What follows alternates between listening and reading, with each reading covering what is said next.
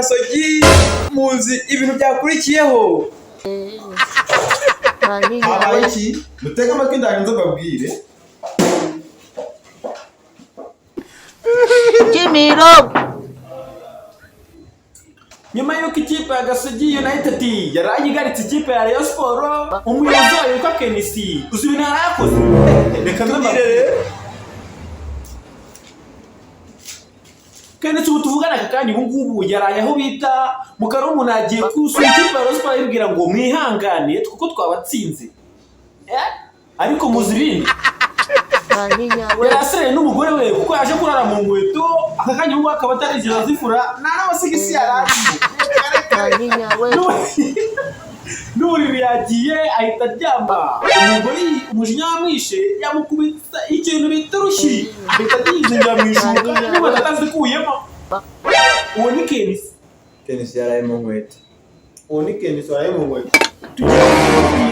Ikipe ya Rayon Sport nyuma y'uko imaze kugarikwa na Gasogi, ese bimeze bite umwuka n'ubu? Musubizemo ayo makuru y'umuntu wari mu nkweto.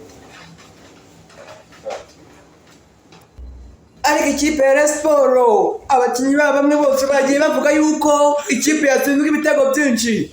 Hakizimana Adolphe ngo abandi bakinnyi babaye isosi we ntibayimuha ibitego byagiye bijyamo kubera nta sosi bamuhaye.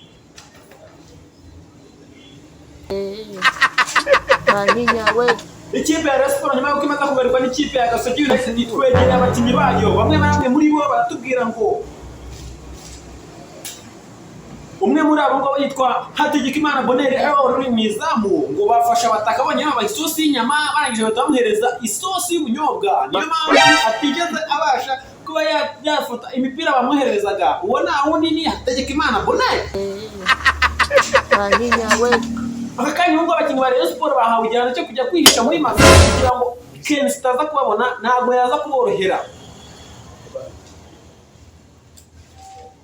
Ikindi cyaje gukurikiraho nuko yigeze ababwira yuko agomba nta numwe azagura ngo ajye gukina mu ikipe ya Gasogi United kuko bose baciriritse. Wiseka kuko ibyo bintu turi kuvuga bigiseriye ntabwo uzi byabayeho ntabwo twari turi nyamira muri abo Adolphe wa misozi. Adolphe wa misozi kugira ngo Rayon Sport itsindwe bya bitego byose. Nakariya kamwe iyo batagira ruvubu ntabwo kabonetse ruvubu ni ngombwa ngo bahaye isosi y'inyama barenzaho na boyiro y'ihene. Niyo mpamvu ngo batsinze igitego. Umunyezamu mukurikire amakuru yagiye umunyezamu wakomye gufata isosi akayinywa mbere y'abandi. Abajya ndebera ibintu baba bakoze. Kuki bafata itezamu bakanywa isosi umunyezamu na sosi yawe. Ibyo bishoboka gute? Ibyo ngibyo rero byaje umunyezamu n'umutoza bagombye kunywa isosi imbere. Ibyo ngibyo rero byaje gutuma abafana b'ikipe ya Rayon Sport bivumbura batoragura amabuye bari bagiye gutera nta n'isosi yawe. Hategekimana Bonere nta n'isosi yawe. Ubundi umutoza n'umuzamu bakagombye kunywa isosi mbere yuko bagera mu kibuga. Cyane oya bareke gutsindwa n'akazi kabo. Ikipe ya APR nayo nyuma y'uko ivuye muri Mapinduzi Cup imaze gupigwa n'udukipe two muri Tanzania nayo yaje kubyinira ku rukoma kuko mugenzi wayo yari imaze kugarurwa n'ikipe ya Gasogi United. KNC mu make cyane ati Rayon Sport ngomba kuyambika ubusa none yambitse ubusa sha ntiyasigamo nabwo gisa zonyine bazi.